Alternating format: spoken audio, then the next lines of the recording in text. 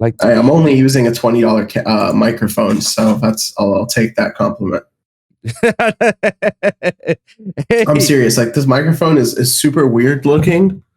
It's really big, but it was only $20. What the hell is that? That looks like the Pixar eye bullshit.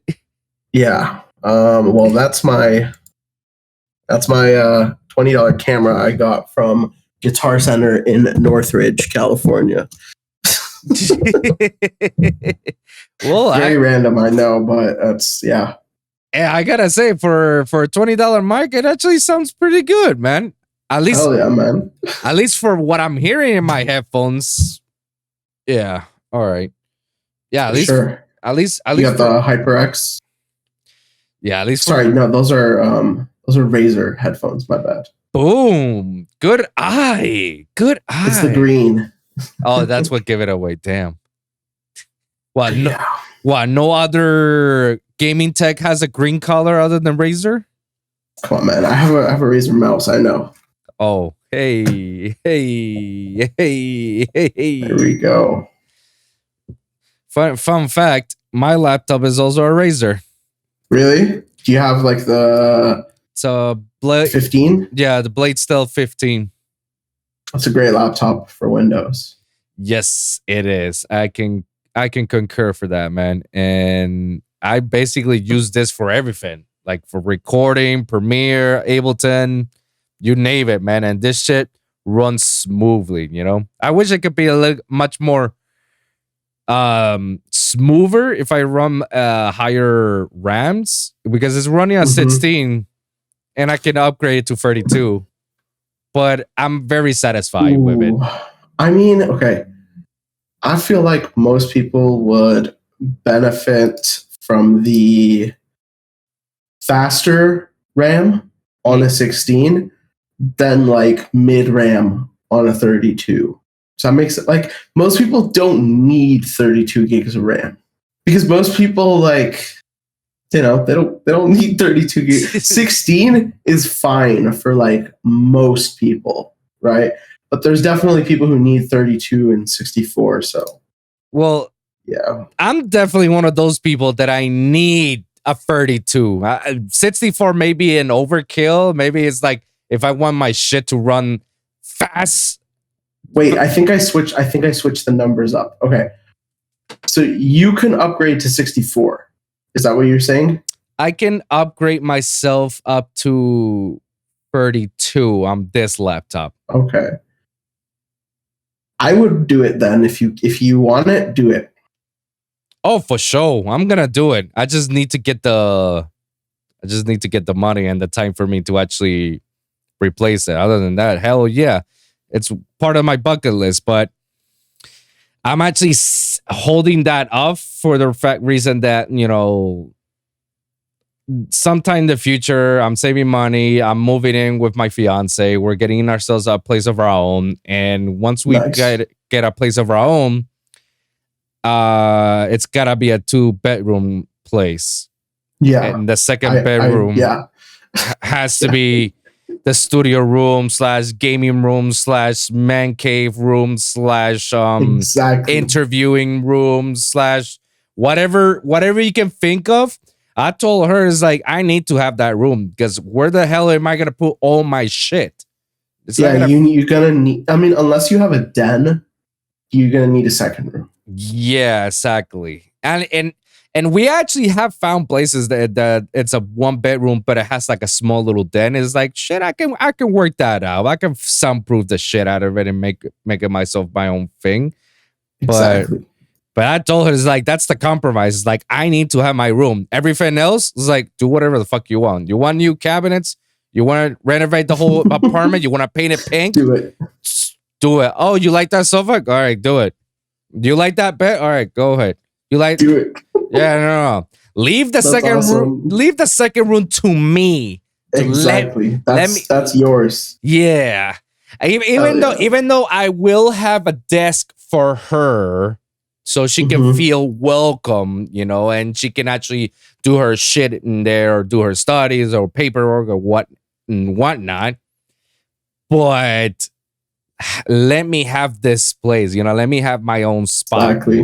I totally feel you on that, man. Yeah, and that's where I'm gonna put a lot of money into it, and that's where I'm gonna get myself an actual PC, and I have to build it my Nice. own with everything Yeah. that I wanted. Something that I know that if like, all right, if I'm gonna drop money, at least it's gonna be a PC that it's gonna last for years and years and Yeah, years and years. I've been building PCs since I was my first PC I got when I was 11. Mm-hmm. I saved up money working that summer, and I spent like $800 or $900. And like I built a computer. It was like a Core 2 quad.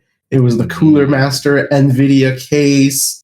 Like that computer lasted for years.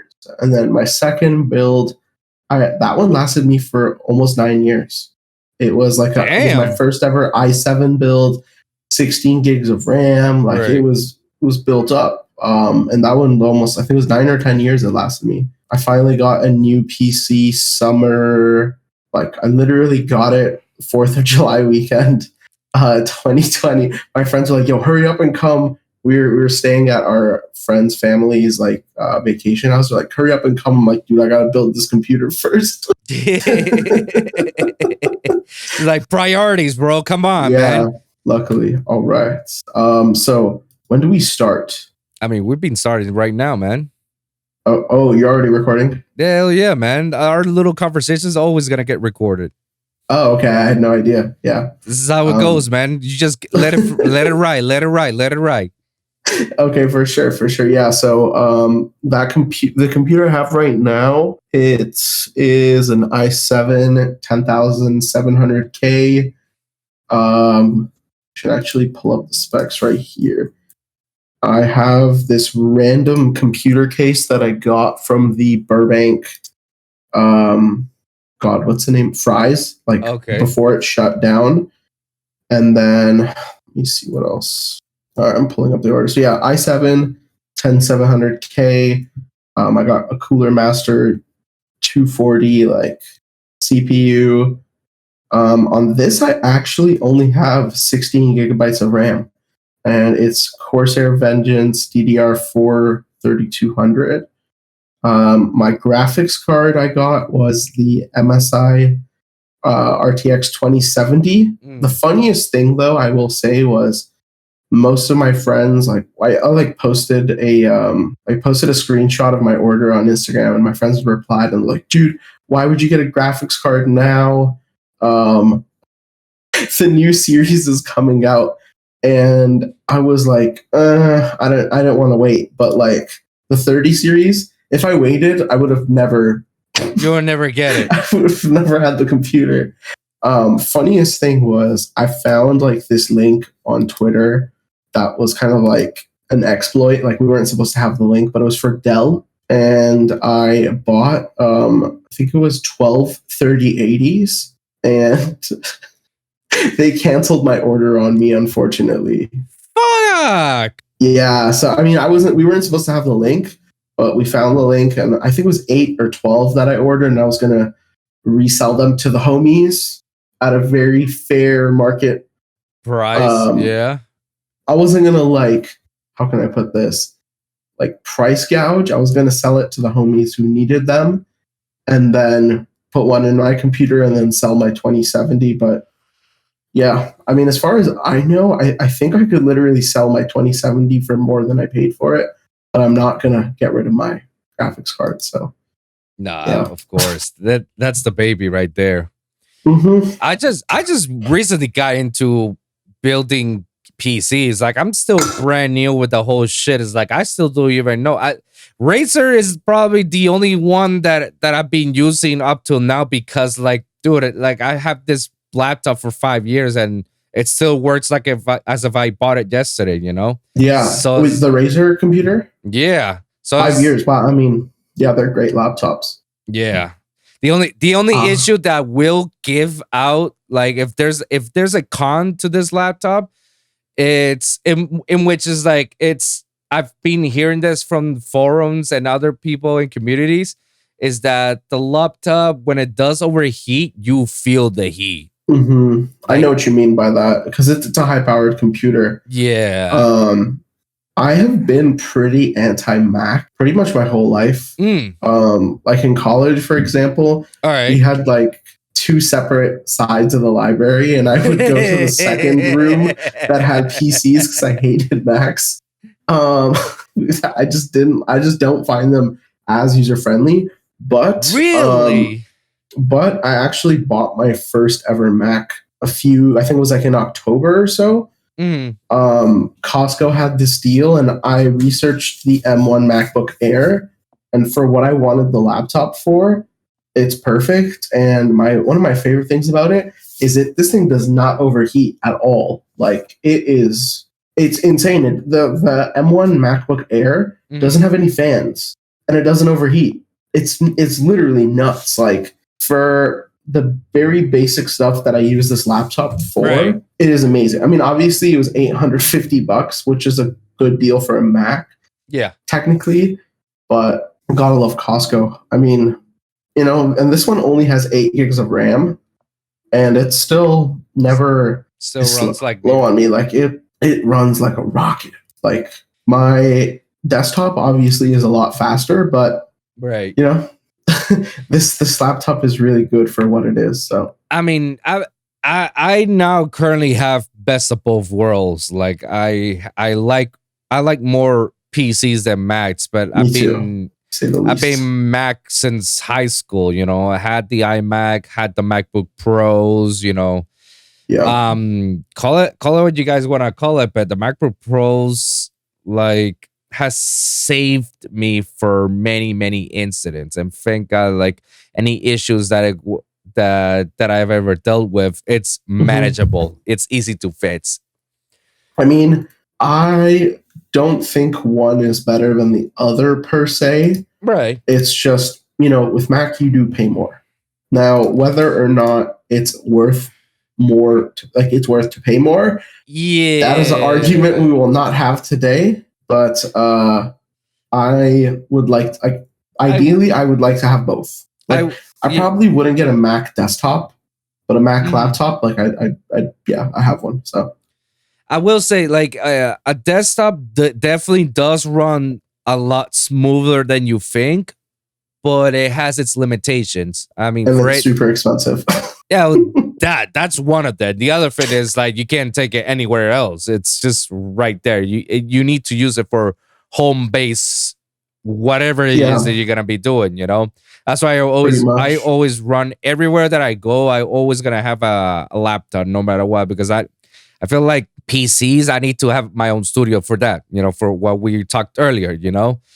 But because I don't have a stable place in which I'm gonna stay there for a while, like I'm bouncing, every year I'm bouncing to places, who knows where I'm gonna be pretty much every year. Yeah. So I don't know if I'm gonna be still here in this apartment or next year. Like, who knows? Like, I need to have something that I can just move very easily instead of having a fucking PC in which shit, like I gotta detach everything. Like I gotta take these sound plates out of there. Like, that's basically how it is. Yeah, exactly. But I will say again, like Mac, I've been using Macs my whole life. It's just recently when I started my new job. I'll bleep this out. I work here in South Florida, and so that's not a Monsters U hat. It's a Miami U hat. No, it's definitely a Monster U hat. It's joking. It's Monster. No. I need to stop promoting the school in my podcast. Who God knows every time if I promote it, it's like, hey, don't you work with us? It's like, gosh. Yeah, I feel you. But to the point, like I work in the IT department. Awesome. So obviously I had to, endure and learn more about Windows, a lot more than what I normally would know.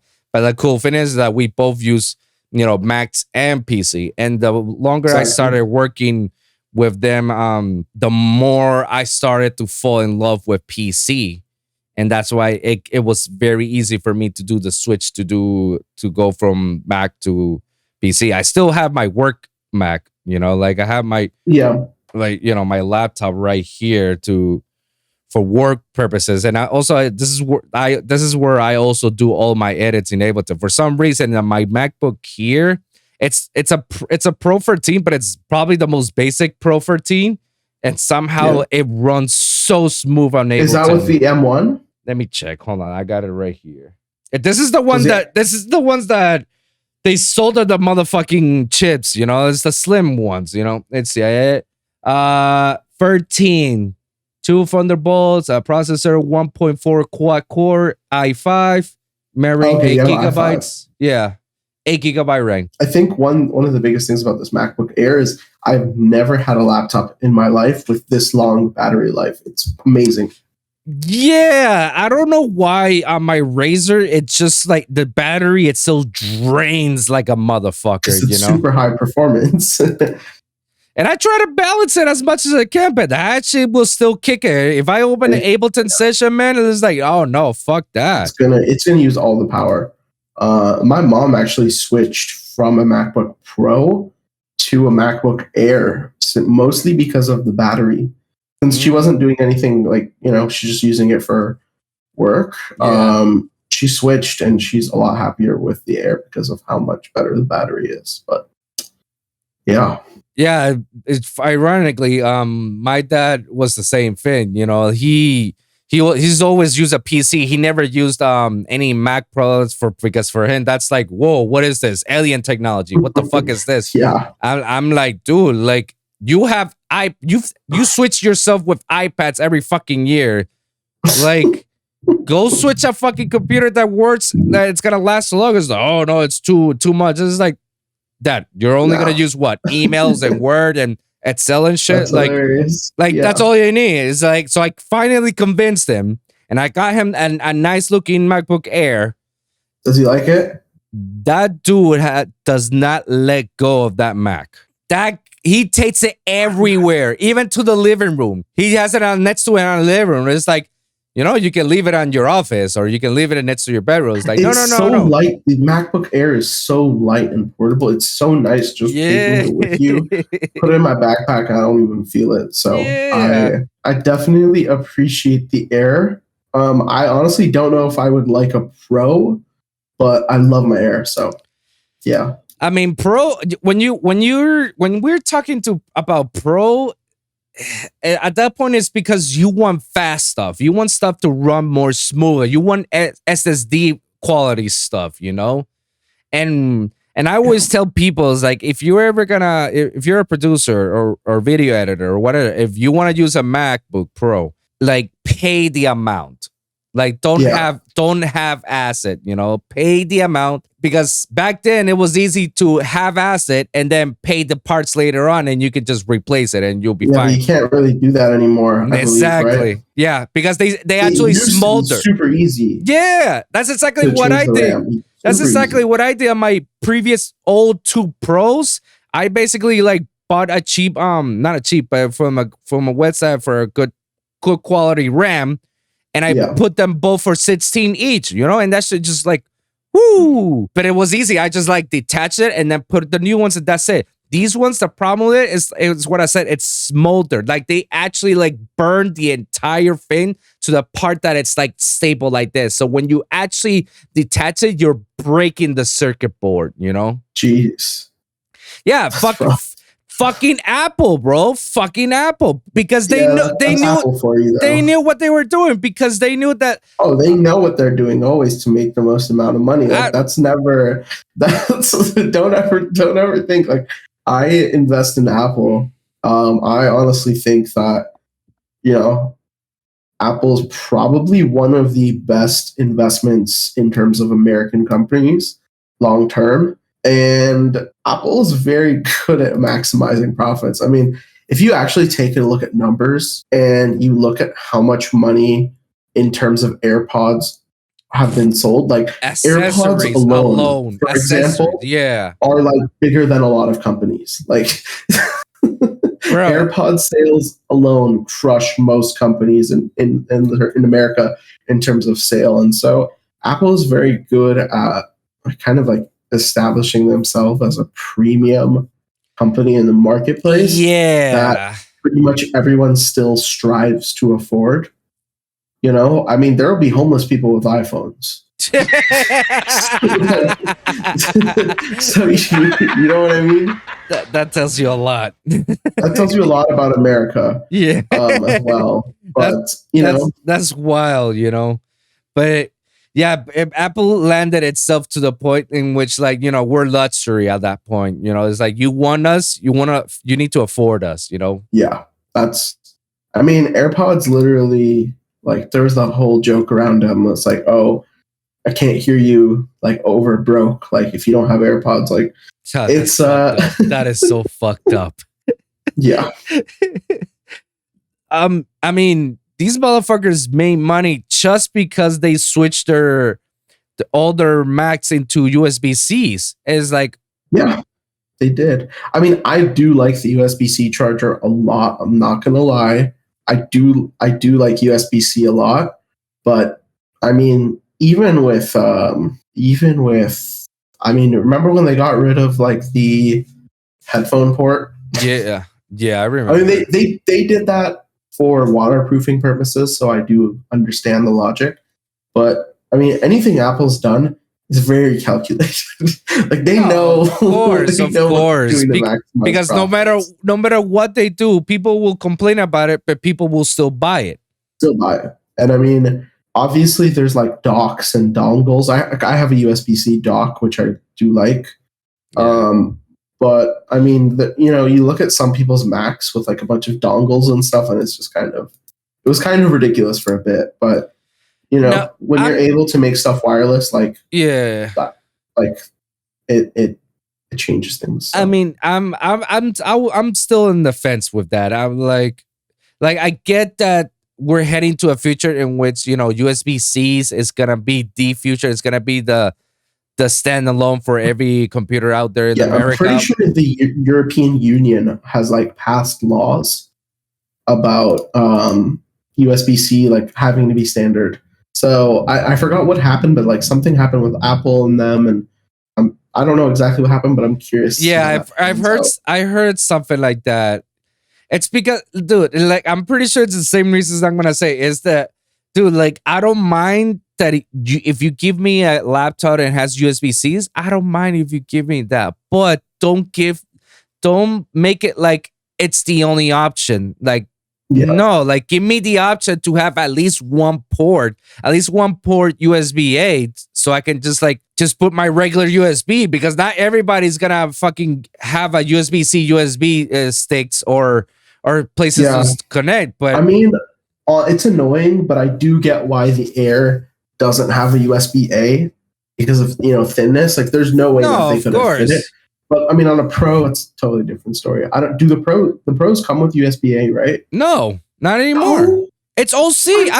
That's crazy. I didn't even realize that. I'm telling you, bro. Like, I got my Pro 13 right now. It's all USB-Cs. I had to buy myself an adapter dongle. It's rough.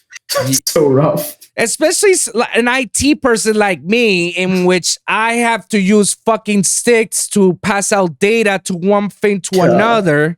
Like, it's that's fucking hassle. Like, I fucking hate it. Like, obviously, you have to keep that dongle on you all the time, bro. All the fucking time. So, yeah, that's my biggest, like, it's that and smoldering all the circuit boards, making it impossible for me to replace any graphic cards or hard drives or RAMs or any of that shit, you know. So those are like my two biggest gripes about it. Is like, fuck you, Apple. Like, I knew what you guys were doing, you know. But it's funny. They know what they're doing. Yeah, and that's why they make so much money. Fucking just by accessories alone, they made hell of a money. It's like, oh shit, I need to get. I just bought this Apple, and I can't connect it to my regular stuff. Oh, what? I need to get what? At a AirPods, what? USB-C charger, USB-C dongle charger for HDMI, for USB. Oh, okay. I need to buy all that stuff. How much is that? Oh, wow. $200 all together. I mean, yeah, I think the best bet though is getting like those little dongles. Like, they have ones for $20 to $30 that goes in the USB-C, and then it has like HDMI, DisplayPort, USB-A, headphones, or like some other stuff like that, or like an SD card reader. So yeah, I have one of those that I purchased it from Amazon. Nice, yeah. Definitely worth getting one of those. Yeah, definitely worth it. So, if you're using a MacBook Pro, or any other Macs that only has USB-Cs, just it's funny. And it's funny because like a lot of people that are into coding use MacBooks a lot more than they use their PCs. Correct. They'll usually have both. They'll have both of them, but they're using their Macs more. But why do you think is that for? It's because of the high performance that Mac has that their regular PCs don't actually hit that mark? I don't know exactly why that's the case. But that's definitely something I'm going to ask some people because I have noticed that too. I know that my cousin, he actually works for one of the many Disney companies that are for security or streaming. I'm pretty sure it has to do something with the Disney Plus thing. It's something security, but I know from the end he actually has like 4 fucking big screens on his office. Yeah, I got 3.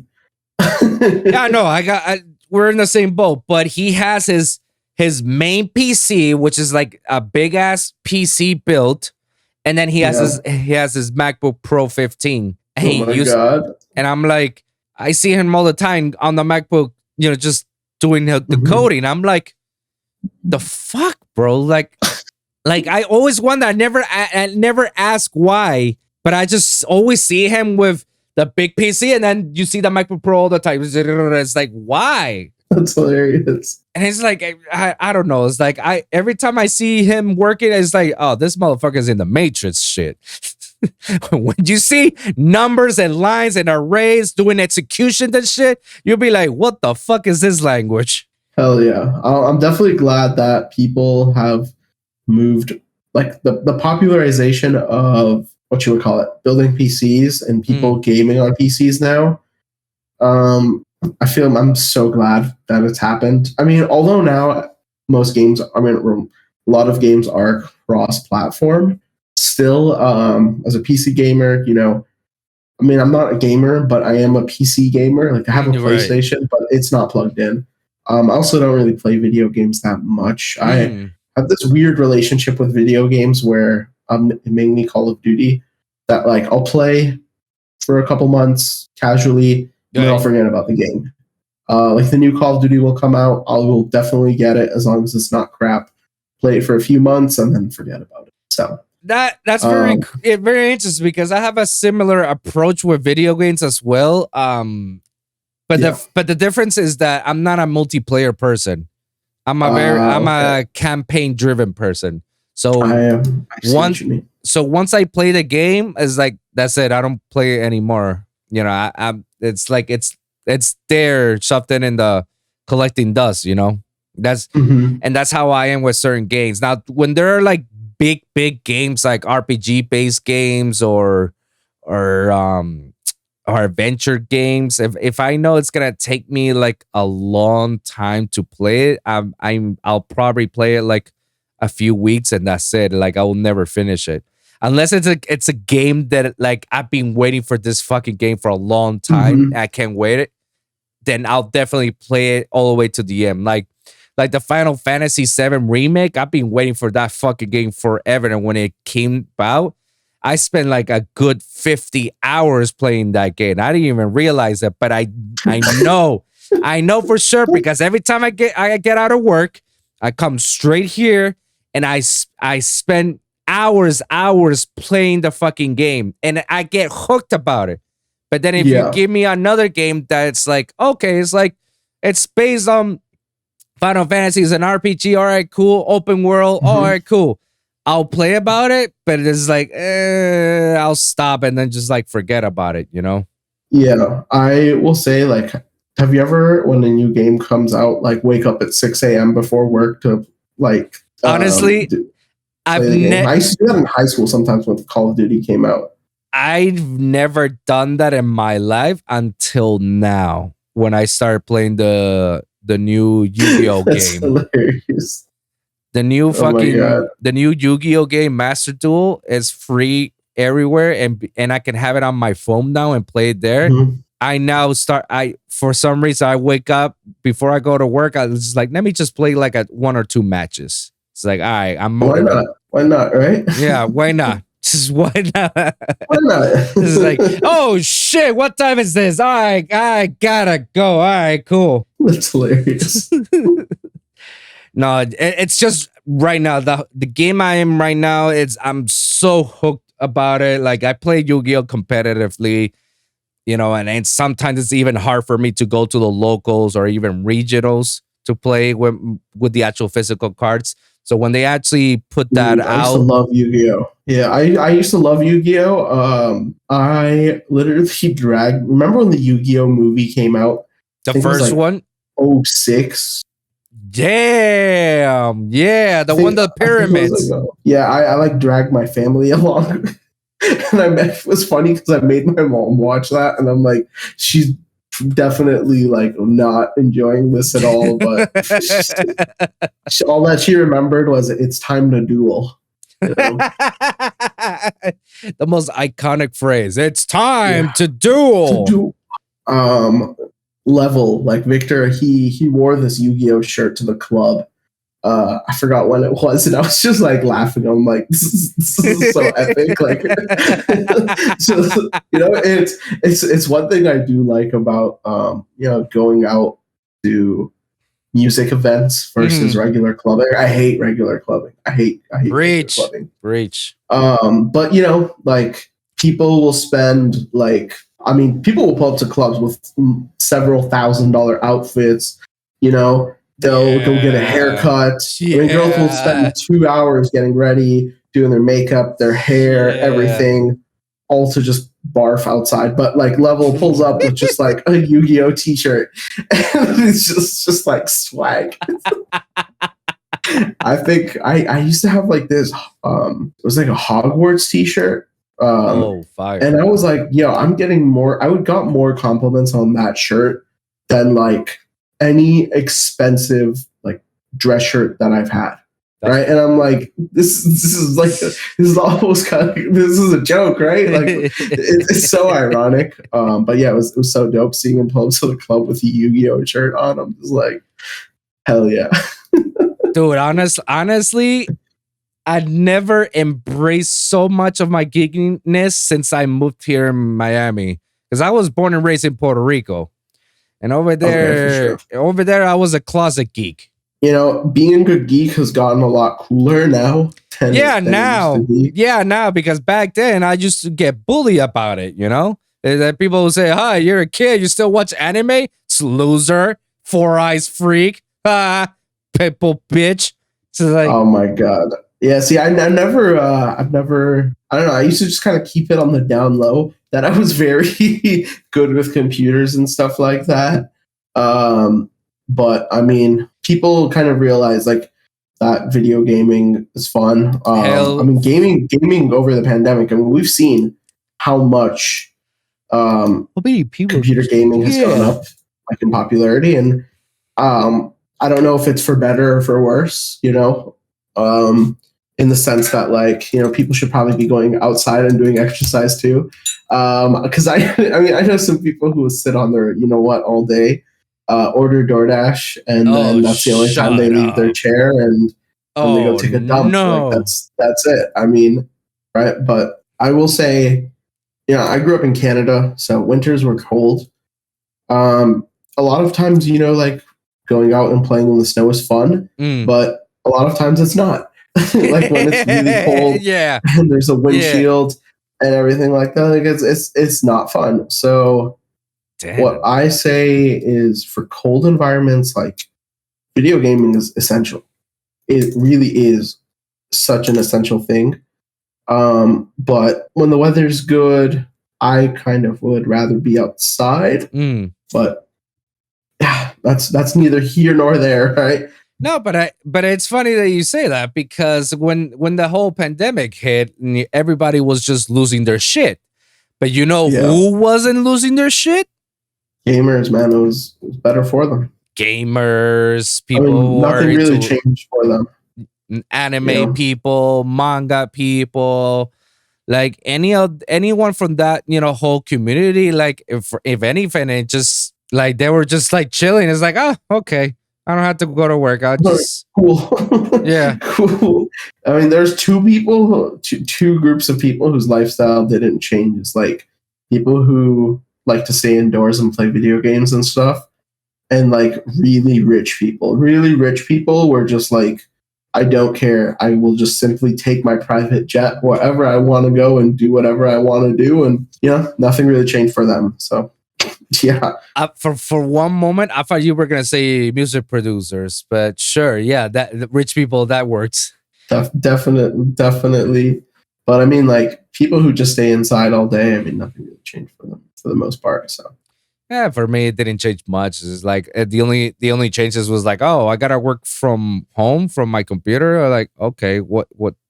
Oh, they'll call me if they need to fix their computer from home. It's like, all right, I'll remote play and just like, all right, done, fits. All right, let me go back to YouTube videos and other shit. I mean, shit. That's how I finished an entire anime series by just like on the pandemic, bro. That was just like the most epic thing ever. I work from home right now, Mm. which I'm very grateful for. But I didn't work from home during the pandemic. I worked in person, and it was awful. It really was awful, but definitely made me stronger as a person. Made me realize what I don't want to do for the rest of my life. Yeah.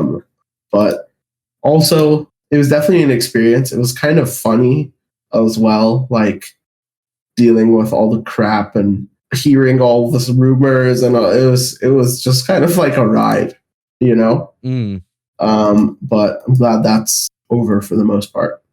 For the most part, I mean, at least we're trying to see the light at the end of the tunnel. Yeah, I mean, Miami's been open for a very long time, so it may very well be. I mean, let me tell you this, man. Like anyone who had money and didn't have a job in LA, like those type of people, Yeah. where they don't have a 9 to 5, they all either moved to Miami or they went to like Dubai. Like I mean, even people from New York. They moved to so Texas many people too. from New York. Yeah, Texas, of course, but like so many people from New York relocated to Miami. Yeah. So many crypto people moved to Miami. Yeah. A lot of like OnlyFans chicks, influencers, rich people, crypto people, stock people. They all moved to Miami from LA because I mean, when you have money and you don't have like a 9 to 5 that you have to go to, staying in LA was like the worst possible place to be during the pandemic. Like I was in LA for pretty much all the pandemic. I literally moved to LA January 2020, and LA was like the worst, most boring place to be. I feel like the day that I was just like, yeah, this kind of sucks, was I went to get Chipotle at lunch, and I like go to sit outside on the patio, and they come up and they're like, hey, you're not allowed to sit outside. Like there's no outdoor dining. And I'm like, really? I'm like, that's LA for you, right? LA was the most restrictive place ever during the pandemic. And I'm just like, wait a second. So you mean to tell me that I can't eat my Chipotle outside, even though there's no one else here, but in other counties, people can eat indoors? I'm like, man, this is ridiculous. So, yeah. I heard a lot of stories about Cali. They say that it was much more far stricter than New York, and especially Florida and Texas. But bro, like let me tell you, Florida is just a wild state. Like the craziest people in all America. I don't know about all of North America. No, I say America. I say America, not North America. It's definitely, even in America, it's definitely up there. Like I feel like the craziest people may not necessarily be in Florida, but Florida has the most amount of crazy people than any other state. That's what I was gonna say. Is like I go to the news and most of the time I hear wild stories from people in Florida than I hear in any other state. Yeah, like Florida, man. Once in a while, I hear one from Ottawa. Once in a while, I hear from Texas. Texas here and there, they try to compete with us. I just Googled Florida man, and there's some crazy shit here. So bro. Like, Florida man breaks beer bottle over his head, gets shot by deputy who thought it was a gunshot. Some other stuff here. Florida man gets prison for illegally shipping turtles and snakes. Florida man arrested after stealing a crossbow by stuffing it down his trouser. dude, the stories are infinite in Florida. You guys have the most amount of crazy people. Craziest people. That's That's why I tell you, craziest people in all America. It comes from the Bronx and all of Florida. Florida man blames Putin in an attempt to avoid speeding ticket. That is. Florida man has been arrested after he attempted to cut the gay out of his brother. How do you cut the gay out of someone, man? That is ridiculous. Florida, holy shit. Yeah, do you live? Well, you live in South Florida, so it's a little different.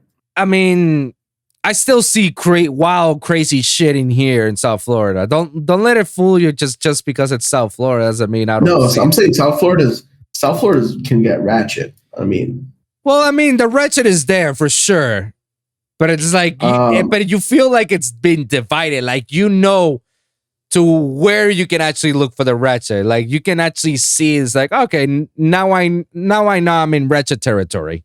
Yeah. I mean rich people territory. I mean white people territory. Like, it's very plain obvious when you are crossing certain areas. It's like, I see where I am. Okay. Yeah. I forget what's the name of the place that it's like.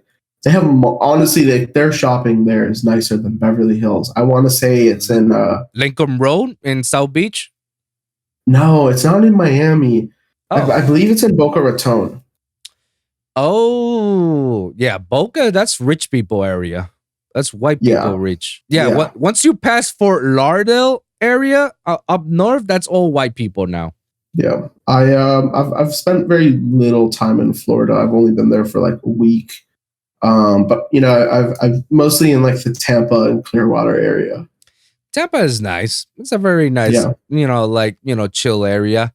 Orlando is probably my favorite one. Yeah, I definitely want to go to like Universal Studios Florida. Like, that's something I definitely want to go to again. I used to live like literally down the street from Universal Studios Hollywood. Oh shit! But I haven't been in years, like years. But, I used to live next to it. Like, I moved to it, and I was like, all right, I'm gonna get to that. And then pandemic happened, so I just like never went.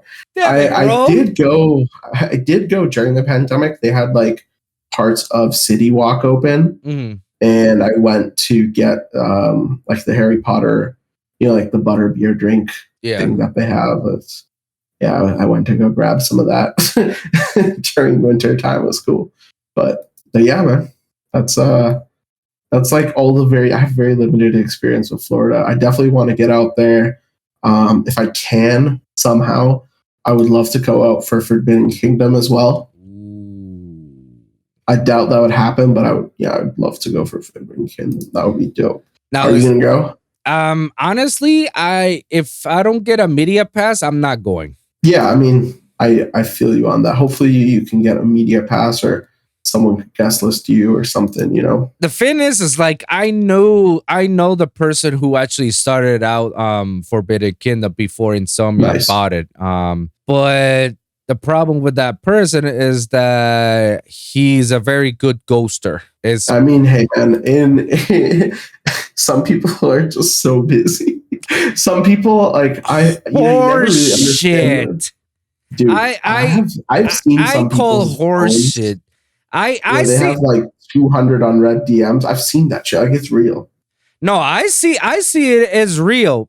But dude, if you have that many people hitting you up, you might, especially people that not from DMs, but from phones. Like, motherfucker, come on.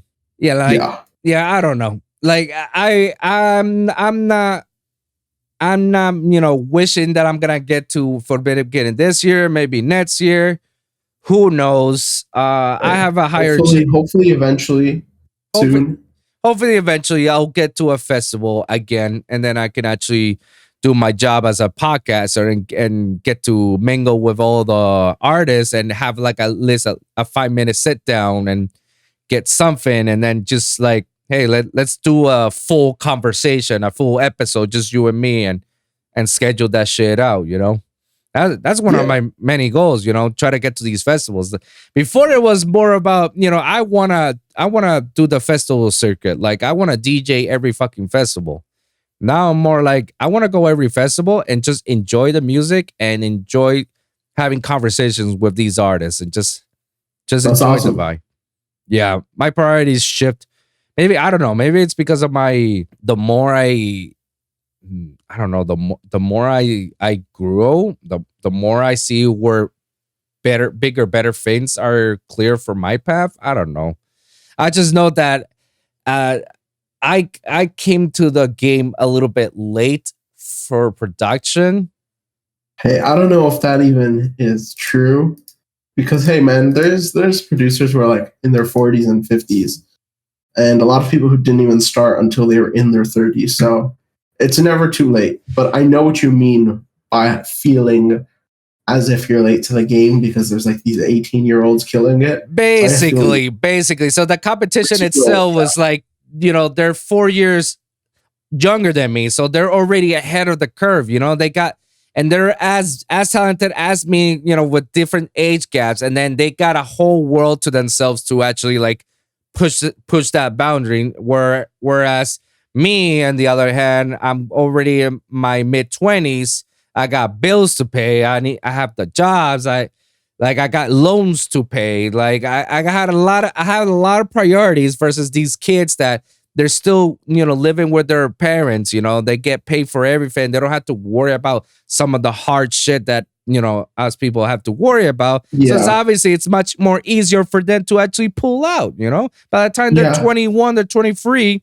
It's like they're already like getting signed by these labels and getting recognized by these promotion companies. It's like, yo, you're gonna get played, and boom, your career takes off, and you don't have to bother finishing college. You just like boom. Yeah, I mean, I will say though, careers in music, and especially as a touring DJ, they don't last forever for a lot of people. You know.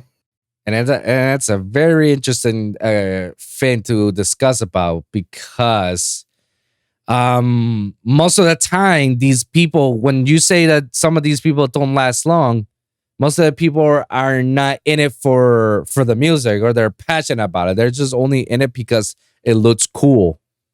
Like I want to be DJing for, you know, getting paid for DJing and getting the fame and the glory and the VIP tables and having the bitches and hoes and getting lit and then snort my coke out, you know, and all that shit, you know? Yeah, I know what you mean. That's actually hilarious you mentioned that, because I mean I see this in Miami, like the Miami scene. I don't know how it is the LA scene. I've talked to a couple of guys before. You know, the LA scene, they say that it's just as bad as Miami. It's just like I just basically go into the club and I can just literally see people, you know, popping bottles as if it was nothing, and then just like go, woo, all right, and then everybody's just like, hey, you want some Mali? I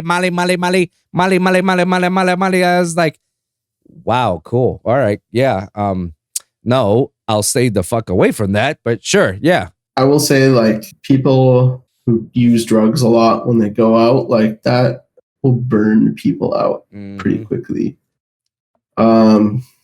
Also, like, it's kind of a bad look for you, you know, if you're doing that stuff out, especially in public. But I don't know. I don't know if that actually applies to these guys who are the fake it till you make it and show off like they got money or not, because for some reason, some of these women, they still go to these fucking losers. So it's like, it's hard for me to believe like, oh yeah, it's a bad image. To me, it is.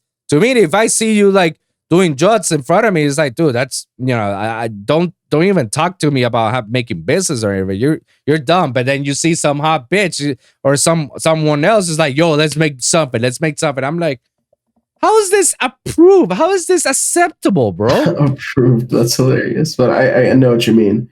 I don't know how to explain it, but like, I just like Yeah. try not to pay attention to that stuff. Yeah. But it's definitely there. So And it's part of it. I mean, it's part of the ugly side of the things that we do, you know. It's unfortunate that it does happen. And it's unfortunate too that a lot of artists that we look up to, you know, they're also contribute to some of that stuff, you know. Like I've seen like people that I still play their music, and people that I like, you know, in a certain way I do admire them because like, man, you guys did it. And to hear and see these stuff, I'm like, damn, bro, that's fucked. That's like I met people in which is like I literally sit down in their fucking green room and we're just having a casual conversation. I know they're lit as fuck, but we're just having a casual conversation, and then all of a sudden they pull out a little bag, you know, and they're just doing ketamine. I'm like, what the fuck is going on? And he's just like, it's like, oh yeah, this is good. And then another artist is like, oh yeah. Let me get some of that. You know, it's like I'm trying to let it go, man. But right now I need it right now. I'm just like, is your shirt a Skrillex shirt? yes, it is actually the Skrillex shirt. Oh, okay, that's dope. That's awesome. By the way, guys, we're not saying that it's Skrillex, okay? So don't take this to Twitter and be like, oh my god, Skrillex does drugs. It's like, calm your tits, all right, guys? Yeah, you can't see the video, but he's definitely wearing a Skrillex shirt. Yeah. It's just I love Skrillex a lot, man. Has Skrillex been your idol overall? Like, has he ever influenced you to be a producer? No, I don't think like anyone has actually. So I started listening to electronic music very early on in my life. Mm-hmm. I knew like who Tiesto was since I was like a child, right? Yeah. As far as I can go back, I can remember who Tiesto is. And then, you know, like through Tiesto, I learned more about other DJs, you know, like Armin, Cribs, like those kind of people. Deadmau5 aren't, you know. Oh, Deadmau5, like, I mean, I'm from Toronto, right? So I've been a fan of Deadmau5 since like, you know, Ghost and stuff was a thing. Like I heard that album, I was like, holy crap. That was like one of the only albums I like actually bought on like CD. Like I went and bought the physical CD because I liked Deadmau5 so much.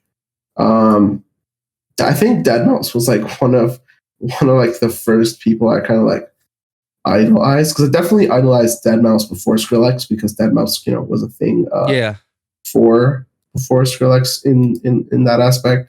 So yeah, I really liked Deadmau5, and I think one of like the most disappointing things was one of my mom's friends, this dude's a DJ in Toronto, and he's like, yeah, you know, Deadmau5 kind of has like that reputation of being a douchebag. Yeah. And so when he told me that as I was a kid, that was the most painful thing to hear. Unfortunately, that like crushed my soul. Not even gonna lie, it crushed my soul to hear that. But you know, that's life. Never meet your heroes, guys. Yeah, well, I didn't even get to meet him, unfortunately. But you know, he got shot preemptively. Yeah. With that being said, you know, when I first found out about Skrillex, I was like, it's crazy. Like, I was listening to that music. I was like, I don't know. There was just no music that made me feel like that had ever made me feel. For me, like, a lot of music is about how it makes you feel. Right. And I mean, with dance music, a lot of that is like how crazy it can kind of make you dance. But with that Skrillex music, I don't know.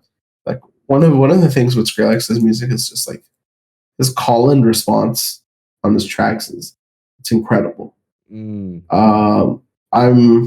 love seeing Skrillex play. I would say like after Skrillex, like who would be my biggest, like who I was a fan of a lot. Like, if you had to choose three, and one of them is Skrillex, who will be the other two? Influences. I mean, probably one would be Tiesto, and then the third, I don't know. I mean, maybe Afrojack. To be honest with you, I really did like Afrojack. Okay.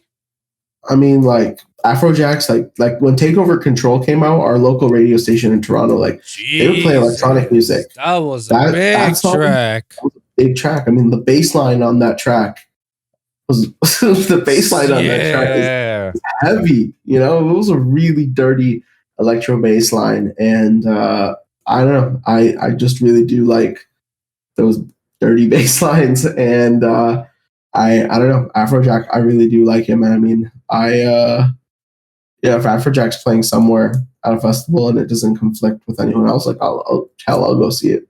Love that. Fire. So what actually started you making dubstep overall? Like what actually got you into making bass music? Yeah, so I first started DJing. You know, I have funny thing is I always had virtual DJ like on my computer. Holy shit! Wow. Like since I was like I think I downloaded like or maybe pirated virtual DJ. Allegedly, right? When I was like I don't know, sometime in high school, and I just had it. And there was like a particular party I went to. I want to say it was. I actually came up on my Snap memories a little while ago, but it was like in January, I want to say 2017.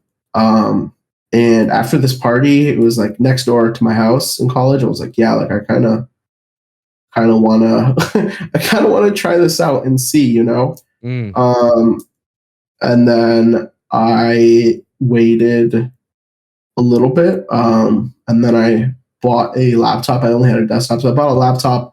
And I bought a Pioneer DDJ RB. Oh, really? So it was like the old version of the DDJ 400. This was in 2017. I think I got this like in early May, and I was like, you know what? Like, I'm gonna learn how to DJ before EDC. And like, I originally was just like, you know what? I want to like learn DJing because I was going to so much shows and stuff. I was like, I want to just like understand it. And so I bought that. I started to learn how to mix that summer, you know. Me and one of my best friends, Twan, we like practiced DJing almost like every week. We almost like every weekday we were like outside practicing DJing. We were just like doing that for hours sometimes. We kept mixing, and then like I think it was like January 2018. We threw a party. Like I threw a party at my house, and that was like my first time like DJing in front of like an actual like crowd at a party. And then so it was like me and my friend played back to back, and then we had our other friends come play back to back to close out. They're obviously better DJs than us, and you know, I would say like a month later, I bought an XDJ RX first edition on eBay. Actually got it for like $846. I actually remember the amount. Damn, that's a steal. Yeah, it was a steal. I mean, because that shit was like 1,400 or 1,600 new. It was 1,800 because I got the first one. And I gave it to I didn't give it to. I lend it to Nitty Gritty. Shout out to him. So he can, since he's gonna be DJing, he does touring. I barely DJ. It's like just use it in the meantime until decide to sell it. Yeah, I mean, I bought one of those. It was like a birthday gift to myself, and nice. I had those, but I had like no speakers, and then one of my friends let me borrow his like set of two, what do you call it? They're like Yamaha 12-inch PA speakers. And so we continued to throw parties with the XDJ and those speakers. Right. And then I want to say like May of that year, I like got asked to DJ at the club. And so I did that, and then basically over that summer, I started DJing a lot more. That summer, I want to say at my house, we were throwing parties like almost every single week, more than once a week. I was DJing like multiple sets a week. We kind of had like a residency at this bar, and I also had a residency at like the club as well. So kind of had like two residencies at once. We used to joke and be like, XO tour life, like we're going on tour, aka the bar and the club were like 500 feet away from each other. So that we always used to joke about being on tour, but in reality it was going from one place to the next in a 1 minute walk. And then, I just kept DJing like every single weekend for the next year and a half or so. And then I started producing. I want to say I downloaded Ableton like end of 2018. I bought it. I played with it a little, and then I kind of got bored, and then I started playing with it more and more 2019. And then I want to say like summer 2019, I started taking lessons. I started practicing a lot more. Yeah. And, I kept practicing and kept DJing, and I moved to LA, right at the end of 2019 or start of 2020, like January 2nd, I want to say I moved to LA, 2020. And, I played a couple shows that January, but I actually have not DJ'd since January 2020. I haven't done like an official show since January 2020, and honestly, I don't really care. Although I do miss DJing and stuff, like I've just kind of been wanting to focus on production and putting out more music, and hopefully from there, that'll turn into something. And my goal basically right now is to release 6 tracks over the next 6 months, and then see how things go from there. I'm going to try and put out a single every month for the next 6 months, and we'll see where it goes from there, and I'll kind of re-strategize. But that's basically my plans for the project. That's actually pretty dope to hear, man. Thank you, man. And how consistent are you when you're actually producing music and be like, okay, now that I'm making this song, like I know like I'm gonna have this release for this day, this day, and this day, and so on, so on. Well, right now I'm sitting on like I want to say like 8 or 9 songs. So I didn't really. The thing was, I put out my first track ever. I believe it was April 2020. And that was a label release with Audio, and I didn't really like put out any music after that until November of last year. So 2020, April 2021, I released my first track, and then November I released the second track, and I just released my third track in January, January 26th, and so I'm not really in a rush to do everything, but I feel like releasing 1 track a month for the next 6 months is the move. So now that I have all that music stacked up, I'm just kind of curious to see how everything pans out, see what people think of the music, the project, etc. And, over summer, for example, last year, like I started off the year tearing my ACL, MCL. I had to get surgery and stuff. So, oh, damn. Yeah. So I was immobile for a few months. And, even after that, like I was going to physical therapy all the way from March till November. So I started a new job. I had to study for an exam. Like I had to do a bunch of stuff. And so music, putting out music and dealing with all that music stuff just wasn't a priority. I kind of wanted to wait till the start of 2022 to like actually put out music. Also, I felt like in terms of 2021, like a lot of the music I feel like I was released out of the pandemic just kind of got forgotten about because people weren't actually like playing it out at festivals. Yeah. right? And so I just kind of wanted to wait till this year to like fully launch the project. I've definitely learned a lot more about kind of like the numbers side of things in music, and I guess like promoting your brand and having a brand, etc. Right. Stuff I really just didn't know last year. And so if I was to release this music that I have now last year, it probably wouldn't have been as like effective. So I'm happy that like I know what I know now, and I want to keep learning, keep producing, and that's basically that. And you inclined to do more bass music over any other genre? So as of right now, yes. Actually started like producing house and techno music. But you know, I still do make house music. I still do dabble around with that. As far as the Iman project, what I want it to do is, I want it to be bass focused. Okay. I still will probably release bass house under Iman. Mm-hmm. I mean, that's still bass. Yeah. I mean, I want to release bass music under Iman. Mm-hmm. Obviously, I do like, I mean, honestly, like, I do like techno more than dubstep in certain aspects. Like, I really do like hard techno. It's just, I haven't been able to make hard techno that isn't like it's not. I haven't been able to make anything that I'd be like actually comfortable releasing that isn't either just generic sounding or is a bunch of samples or or really isn't anything special. So, but why is it? Is it because it's too hard for you to do it, or is it because of the sound designing?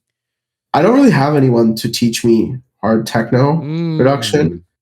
But you know, in terms of like going out to shows, like I do prefer to go to techno shows, hard techno shows in LA. I mean, there are some incredibly great ones that are held in warehouses with actual big names that are like, you know, festival circuit names, but in warehouses that go to literally like 6 or 7 in the morning sometimes. So we're very blessed to have that in LA.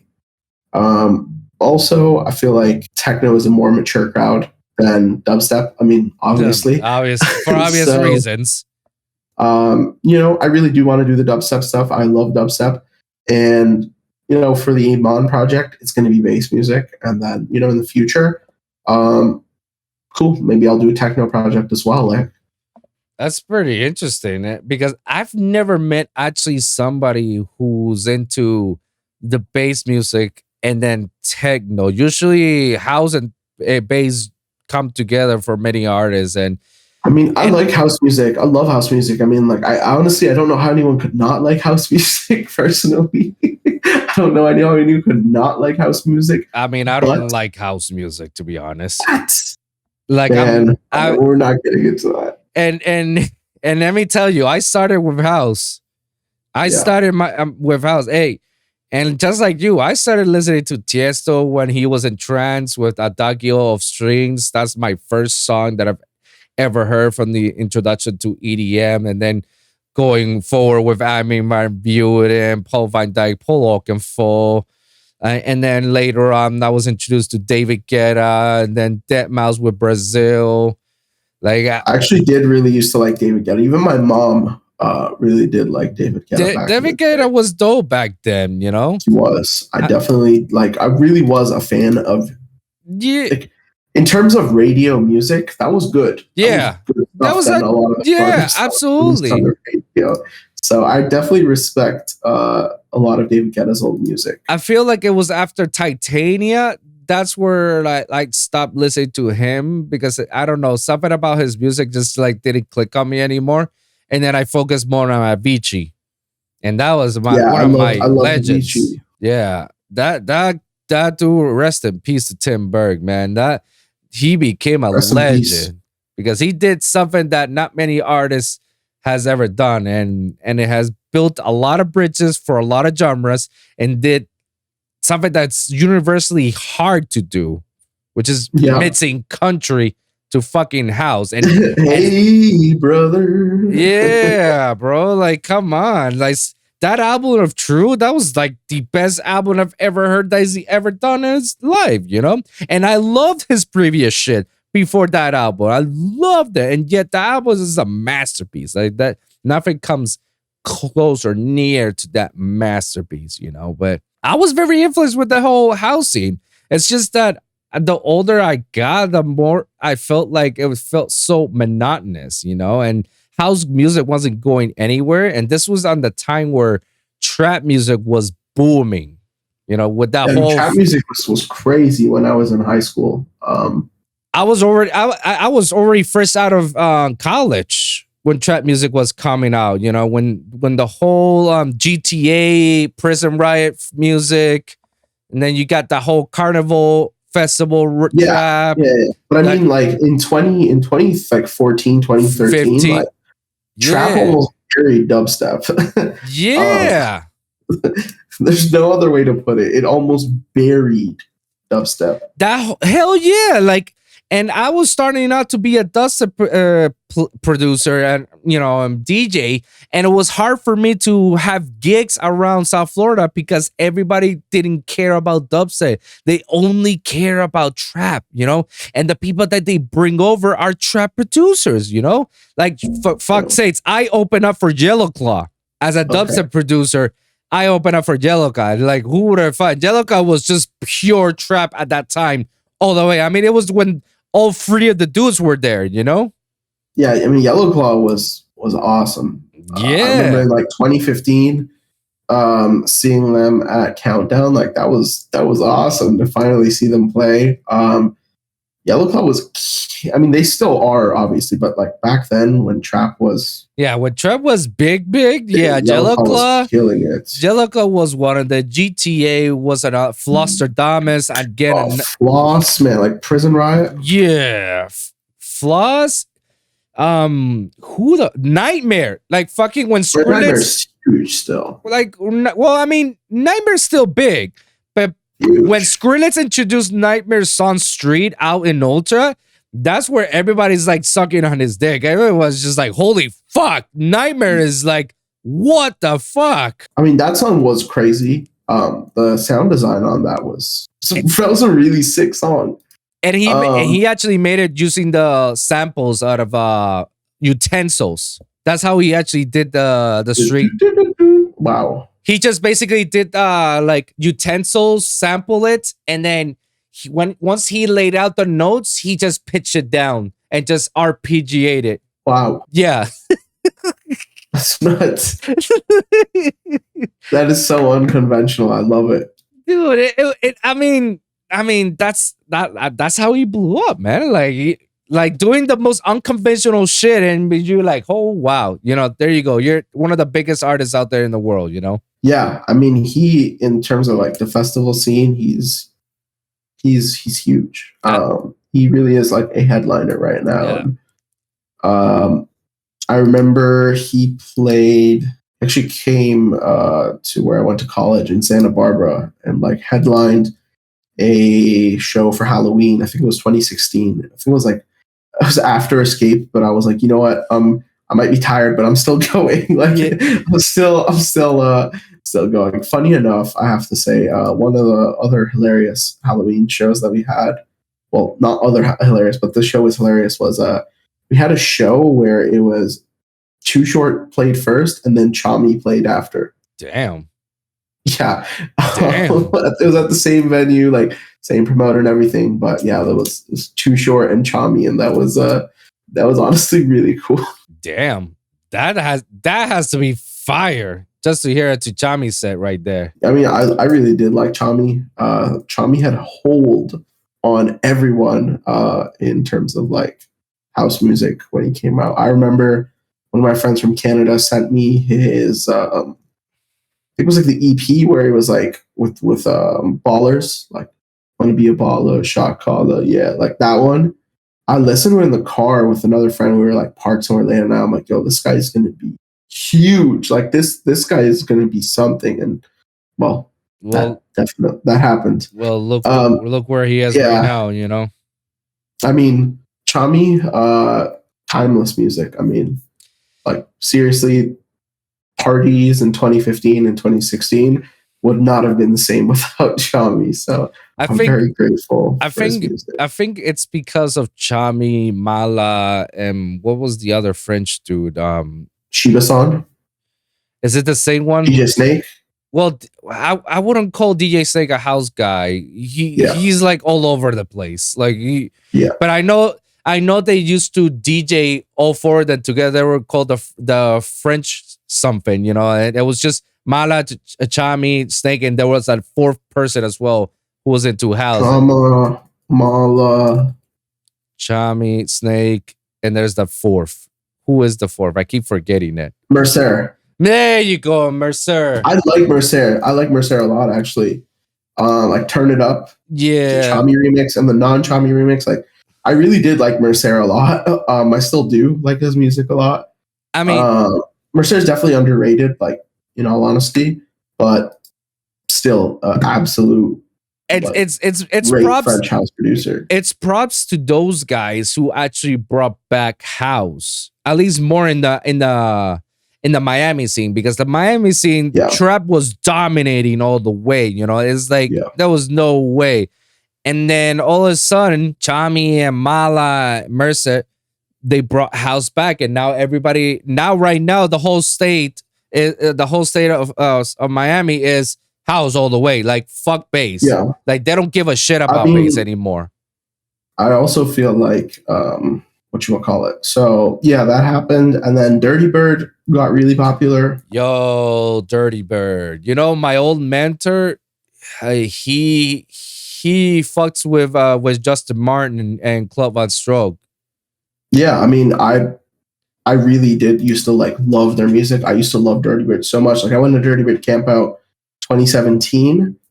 It was probably one of the best, if not the best, festival camping experience. Unfortunately, it's no longer at that same venue, but man, that was a great time. Like, it was a great time. That music back then. This was the festival that like Fisher made his debut at, Right. like, literally, and split from Cut Snake. So that was like, that was a great time in house music. And that was kind of like when Call Her Right Back by Chris Lake, like those songs were coming out then. Like, that was a great time in house music. I feel like, it kind of did start with like the Chami Mala shit. Yeah. And then it went on to more like Chris Lake and Dirty Bird music. And then, I mean, now some people would even argue and say that big room tech house is a thing, in terms of, well, a few things like Side Piece. That's my boy. Yeah, Side Piece is like, people would call that like What? big room tech house. It's like the tech house with the very strong or very like loud leads. Another like example of like what I would kind of call it. Is it because they're much more mainstream? Yes, but like it's like with the horns and the leads like that are loud, like that's what I guess you can call big room tech house. Another example of like person who makes like certain, I guess, big room tech house style would be like DJ Susan, like from Hood Politics. But yeah, I feel like electronic music goes in waves. Obviously, house and techno. A lot of people in the US don't even know what techno is. I mean, a lot of people will call regular house music tech house, and then they'll call actual tech house techno. But like, Jesus, I mean, because there's like the American style of tech house, yeah, which is, kind of like what people would consider like John Summit, the Dirty Bird music, etc. But like, actual tech house would be like more like Nicole Mudaber, some music of Green Velvet, Capriati, Dubfire, etc. And then, like actual techno is like boom, boom, boom, boom, not boom, boom. It's like there's that difference. There's definitely that difference. But I mean, you hear tech, like when you hear techno, what is like you know techno when you hear Yeah, it. I know. But it's a blur for a lot of people, especially like a lot of people getting into electronic music. They don't know what the difference between like house and techno is. And I feel like people kind of love to use the word techno now as kind of like a gimmick. Like people used to love to use the word rhythm as a gimmick, if you know what I mean. Yeah. They're like, let's just call everything rhythm. Yeah. And people now also just call everything tech house. I have issues with that, bro. I have issues because I always tell people, well, rhythm, don't call everything or every artist, every dubstep artist making dubstep, don't call it rhythm because it's not. Yeah. Because rhythm is the techno version of dubstep. And I mean that. I kind of get that. I kind of get what you mean there. Yeah. Like you can tell the difference between listening to a Virtual Riot rhythm and Murda or Infant rhythm. They're two different dubstep tracks. They're dubstep, like, but they're two different things. Like you got the Infant people that fuck with that whole rhythm shit. Like you don't know when they actually did switch the song because they fucking looped that whole fucking thing throughout the entire time. And I have issues with that because, again, it all circles back to my whole thing. It's like, I hate when things are monotonous, when they're repetitive, when you don't realize it's like, oh, wait a minute, this is already a different song. When did the hell did the switch came? I don't like it. I appreciate it. I can understand why people like it. But would I be listening to it? No. Would I go about it? No. Nah, you'll never catch me dead on any of these shows. Unless it's me supporting my homies. Like if a homie really wants me to be there, to be a supporter and whatnot, then yeah, I'll make the exception to go there. But mind you, I will not be happy the entire time.